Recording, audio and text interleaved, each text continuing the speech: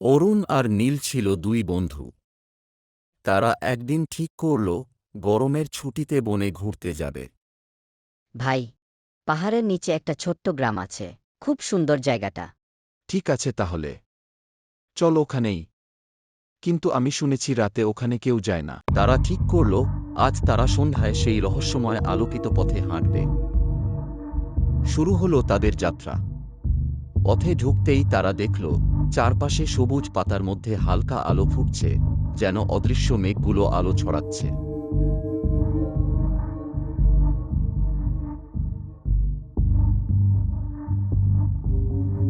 ওদের পিছন পিছন একটা ছায়া চলতে থাকে, কিন্তু ওদের চোখে পড়ে না। ওরা ওদের মতো সামনের দিকে হাঁটতে থাকে।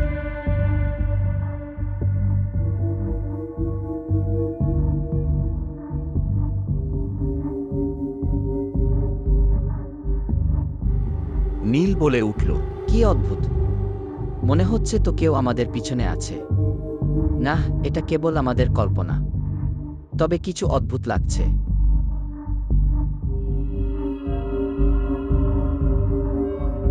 হঠাৎ পথের এক কোণ থেকে একটা ছোট ভাঙা সাইন বোর্ড দেখা গেল।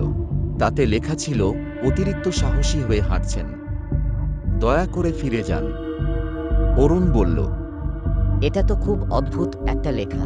লেখাটা পড়ে তারা আরও কিছুটা এগিয়ে গেল। তারা থামল না। এবার তারা দেখতে পেল পথের শেষে একটা পুরনো মন্দির দাঁড়িয়ে আছে, বেশ পুরনো, কিন্তু একেবারে বিশাল। নীল বলল, আমরা চলে যাই। এই জায়গাটা ঠিক নয়।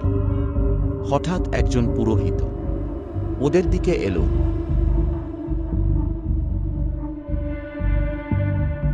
পুরোহিত বলল, এখানে সহজে কেউ আসতে পারে না। তোমাদের ভাগ্য ভালো যে কিছু হয়নি। যারা এখানে আসে তারা আর বেঁচে ফিরতে পারে না। তোমরা ফিরে যাও, আর আসবে না এখানে। তারা আর এই জায়গার দিকে ফিরেও তাকাল না।